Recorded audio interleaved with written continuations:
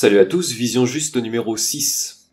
Alors on a parlé la dernière fois du concept d'impermanence, qui nous amène, lorsqu'on y réfléchit, à conclure que l'attachement aux choses matérielles, l'attachement aux gens, l'attachement à la richesse, à la gloire, etc., tous ces attachements doivent être détruits pour atteindre le bonheur. Parce que si on trouve son bonheur dans l'attachement à une chose impermanente, une chose périssable, alors forcément, un jour ou l'autre, on perdra cette chose à laquelle on est attaché, et il en résultera de la souffrance.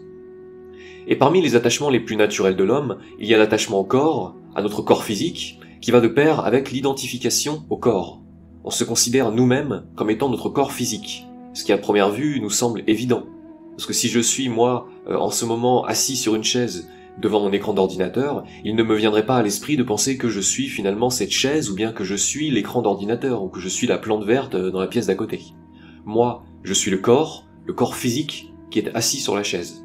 Eh ben oui, ça paraît logique, mais dans les doctrines orientales, ça ne l'est pas du tout. On rappelle d'abord que dans les doctrines orientales, le bouddhisme, l'hindouisme et leurs différents embranchements, l'idée que le monde physique est un sous-produit de l'activité mentale, que le monde physique est donc illusoire comme le sont les rêves, c'est une idée qui est très importante. On a donc déjà un premier problème, c'est qu'on ne peut pas se considérer soi-même comme notre propre corps physique si ce corps n'est qu'une création du mental. Tout comme dans un rêve, si on regarde nos mains, on sera bien forcé d'admettre, une fois réveillé, que ce n'étaient pas nos vraies mains, que c'était des mains de rêve. On a donc déjà là une première raison de rejeter l'identification au corps, le fait que, selon les doctrines orientales, le physique n'est qu'une émanation du mental et que dès lors, on pourrait éventuellement s'identifier soi-même au mental, mais en tout cas pas au corps physique. L'ennui, c'est que même s'identifier au mental ne semble pas convenir. Pour comprendre ça, on va reprendre une petite histoire qui est dans le livre Raja Yoga de Vivekananda, dont on a parlé dans la première vidéo de la chaîne. Dans cette histoire, on a un dieu au sens hindou du terme, c'est-à-dire non pas Dieu, le Dieu suprême, mais plutôt un dieu, un personnage divin, mais bon, ici c'est sans importance, ça pourrait être un homme normal. Et ce personnage donc se demande ce qu'est le soi avec un grand S, qu'est-ce que c'est, où est-il ce soi, est-ce que le soi est en lui-même? Alors ce personnage, bien, il cherche. Au début, il pense que le soi, c'est son corps physique. Mais cette réponse, elle ne lui convient pas, parce que ça signifierait que, à la mort du corps physique, le soi mourrait aussi. Or le soi, par définition, c'est un principe immortel, permanent, intangible, immuable, donc ce n'est pas quelque chose qui meurt, contrairement au corps physique. Bon, c'est pas grave, il se dit, ok, le soi, ce n'est pas mon corps. Donc, peut-être bien qu'il s'agit plutôt de la force vitale qui anime mon corps. J'ai un corps, mais qu'est-ce qui m'anime? C'est la force vitale, donc le soi, c'est la force vitale, bon, ça sonne plutôt bien. Éventuellement, ça sonne plutôt bien, sauf que, les forces vitales, elles vont et elles viennent. Le personnage en question sait que lorsqu'il mange, il a de l'énergie, mais que lorsqu'il jeûne, il n'en a plus aucune. Or, on le répète, le soi, ça ne change pas au cours du temps. Donc, le soi, ça ne peut pas être l'énergie vitale du corps qui, elle, change sans cesse. À ce moment-là, notre personnage, il envisage, comme on l'a proposé nous-mêmes juste avant, que le soi, ce que l'on est donc véritablement, ce serait le mental. Mais l'ennui cette fois-ci encore, c'est que le mental, qui est composé d'idées, de pensées, d'imagination, d'émotions, bien lui aussi, ce mental, il est sans cesse en train de changer. Votre disposition mentale, on pourrait dire votre disposition intellectuelle, n'est jamais la même d'un jour à l'autre, ni même d'une année à l'autre. Vous n'êtes pas la personne, mentalement, que vous étiez il y a 1 an, il y a 10 ans, il y a 30 ans. Donc le soi ne peut pas être le mental non plus. Et donc finalement, notre personnage, il finit par en conclure que le soi, c'est lui, tout simplement. Ni son corps, ni son énergie, ni son mental, mais lui-même au-delà de tout le reste. Et là, bon, si vous êtes comme moi, vous vous dites que c'est quand même un petit peu limité comme conclusion. Parce que finalement, on n'en sait pas plus sur ce qu'est le soi, et sur ce dont on parle quand on dit « je suis le soi ». Question « qui suis-je » Réponse « je suis le soi ». Bon d'accord, mais alors question « qu'est-ce que le soi » Réponse « le soi c'est ce que je suis ». On a un petit peu l'impression que le serpent se mord la queue, et personnellement je me sens pas beaucoup plus avancé dans mon questionnement. Mais on a là en fait un aspect qui est assez important sur l'idée du soi, c'est qu'il ne se décrit pas. Alors cette idée que le soi ne se décrit pas, on pourrait y voir une ignorance de la part des orientaux, qui ignoreraient donc la vraie nature du soi, qui ne sauraient pas le décrire, mais il faut en fait surtout comprendre dans cette idée que c'est en fait la nature du soi de ne pas pouvoir être décrit.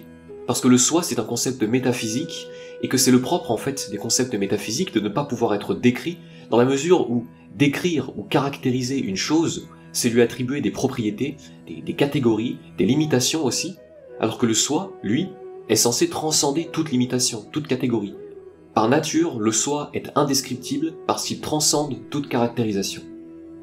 Et une fois que j'ai dit ça, normalement, une fois de plus, vous restez sur votre faim. Moi, je suis pas l'avocat du soi. Je suis pas là pour vous dire, je vous jure qu'il existe vraiment le soi, je vous jure, mais bon, on peut pas le décrire parce que c'est comme ça. Là, évidemment, on est dans le soi tel qu'il est décrit dans le bouddhisme et l'hindouisme. Et cette manière de le décrire, le soi, qui consiste en fait à ne pas le décrire justement, ne pas le décrire directement, puisqu'on a vu que c'était impossible de par sa nature métaphysique, mais plutôt à dire en fait, je ne sais pas ce qu'est le soi, mais en tout cas, je sais que ce n'est pas le corps, puisque le corps est périssable, je sais que ce n'est pas l'énergie, puisque l'énergie varie, je sais que ce n'est pas le mental, parce que le mental varie aussi, c'est-à-dire en fait tout ce que disait notre personnage de tout à l'heure. Cette méthode de description, en fait, c'est la méthode la plus efficace pour tout de même définir un minimum le soi, non pas donc en disant ce qu'il est, mais déjà au moins en disant ce qu'il n'est pas, ce qui est déjà une manière d'avancer. Et cette méthode donc d'anti-description, on pourrait dire, c'est une méthode qui ne se limite pas à la pensée orientale, puisqu'on la retrouve en fait également dans le christianisme, on la retrouve aussi un peu dans l'islam, et même dans la philosophie grecque. On appelle ça une réflexion apophatique.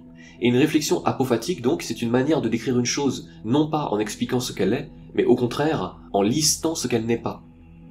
Et vous voyez qu'on parle du soi, ou bien qu'on parle de Dieu, il faut croire que c'est ce qu'on peut faire de mieux. Parce que comme on l'a dit, Dieu, le soi, bon, les deux se rejoignent toujours, hein, si Dieu est à l'origine de toute la création, ou bien si le soi est à l'origine du monde physique, alors dans ce cas, rien de ce qui est physique ne peut cerner l'idée de Dieu ou du soi. Ça c'est important à comprendre et je peux le dire peut-être plus clairement. Si on suppose par exemple que Dieu a créé, entre autres choses, le temps qui passe, alors de fait on place Dieu au-dessus du temps. Dieu transcende forcément le temps puisque c'est lui qui l'a créé. Et Dieu n'est donc pas soumis au temps. Dieu n'est donc pas une entité qui existe à un moment et pas à un autre, qui est là à un moment et pas à un autre, qui serait comme ça conditionné au temps. Dieu n'est même pas éternel finalement, dans le sens où il serait comme ça dans tous les temps à la fois, dans tous les instants à la fois, puisque Dieu échappe au concept du temps.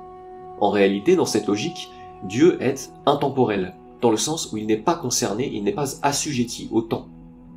De la même manière, si Dieu a créé l'espace physique, donc l'espace en 3 dimensions dans lequel vous et moi nous nous déplaçons au quotidien, il ne peut pas, une fois de plus, être soumis à cet espace et à cette tridimensionnalité.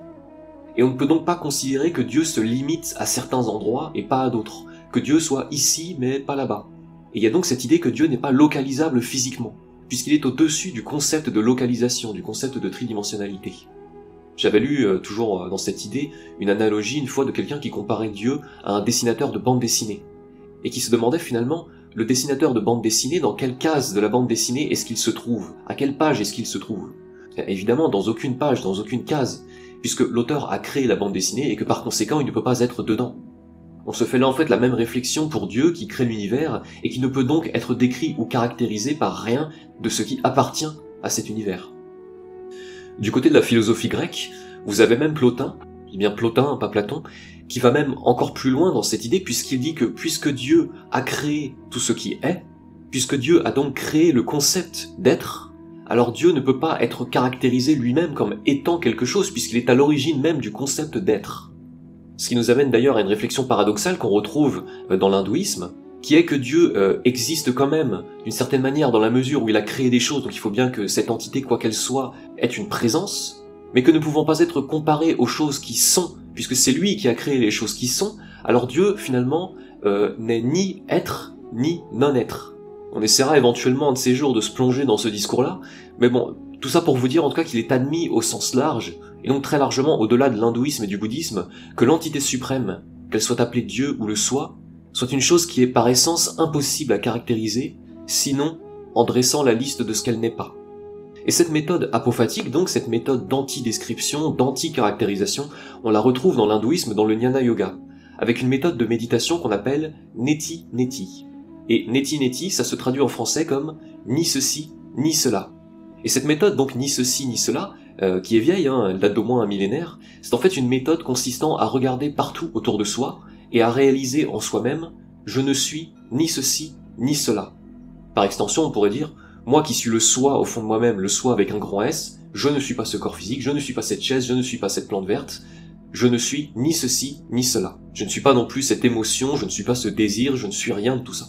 Et donc faire la liste de ce qu'on n'est pas, de manière à s'en convaincre intimement. Il s'agit évidemment pas juste de réciter, voilà, je suis pas ceci, je suis pas cela. Il faut y réfléchir suffisamment pour s'en convaincre en profondeur, et donc méditer qu'on n'est rien de tout ça, jusqu'à ce que, dit-on, on finisse par tout éliminer de ce qui est superflu, et qu'il ne reste que ce que l'on est véritablement, c'est-à-dire le soi dont on fait finalement l'expérience, on se réalise soi-même étant le soi, on expérimente donc alors le soi parce qu'on a éliminé tout le reste, et on comprend donc ce qu'il est, le soi, quand bien même il demeure indescriptible par des mots.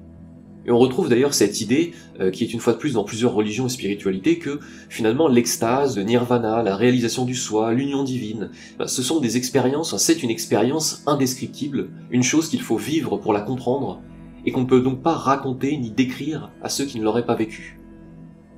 Et cette idée d'ailleurs qui peut sembler étrange, qui peut même ressembler un peu à une excuse un petit peu facile pour expliquer les choses mystérieuses, cette idée que le soi est indescriptible sauf pour celui qui l'expérimente, ça peut en fait se comprendre très facilement. En vérité, la moindre de nos émotions est elle-même une chose indescriptible, sauf pour ceux qui la ressentent. Vous prenez la peur, vous prenez la joie, la colère. Prenons la peur. Tout le monde a déjà eu peur. Et si je vous demande de vous figurer pour vous-même ce qu'est la peur, vous n'avez aucune difficulté. Vous savez ce qu'est la peur, vous l'avez déjà expérimenté, vous connaissez. Vous connaissez et pourtant vous auriez énormément de mal à la définir. Imaginez maintenant que vous deviez décrire la peur à quelqu'un qui n'a jamais eu peur de sa vie. Ou bien un robot, une intelligence artificielle sans émotion. En réalité, vous ne pourriez pas. Si vous tentiez de décrire la peur, vous seriez en fait obligé d'utiliser des synonymes. Vous parleriez d'appréhension, vous parleriez peut-être de dégoût, de répulsion, de crainte, de terreur. Mais tous ces mots sont eux-mêmes dans le registre de l'émotion, et n'ont pas vraiment de définition claire, eux non plus, pour celui qui ne les a jamais ressentis. Alors finalement, vous faites quoi? Vous décrivez la peur en parlant d'appréhension, mais ensuite, du coup, vous décrivez l'appréhension en parlant de crainte, et puis vous décrivez la crainte en parlant de doute, et puis le doute en parlant de peur. Voilà, vous êtes parti de la peur, vous êtes revenu à la peur, la boucle est bouclée, vous avez donné 4 synonymes, mais finalement aucune définition. Parce que pour comprendre la peur, il faut la vivre. Et c'est pareil pour la joie, c'est pareil pour la colère, et apparemment, c'est pareil pour la réalisation du soi ou pour la rencontre de Dieu, qui est décrite de la même manière dans toutes les traditions, à savoir comme une chose qu'il faut expérimenter pour la comprendre, et qui donc est indescriptible par des mots, comme les émotions de manière générale. Et pour revenir donc à notre méthode apophatique, qui est donc le mieux que l'on ait pour définir Dieu ou le soi, on notera qu'elle va de pair avec ces techniques dont on a déjà parlé, qui consistent pour méditer sur Dieu ou méditer sur le soi, à rejeter tout le reste. Il y a cette idée qu'on retrouve dans les icasmes, qui s'appelle la garde du cœur, je sais plus si j'ai donné ce nom précis de garde du cœur, mais c'est cette technique qui vise à chasser toute pensée de son esprit, pour qu'il ne reste finalement plus que Dieu. On en reparlera bientôt quand on verra Maître Eckhart.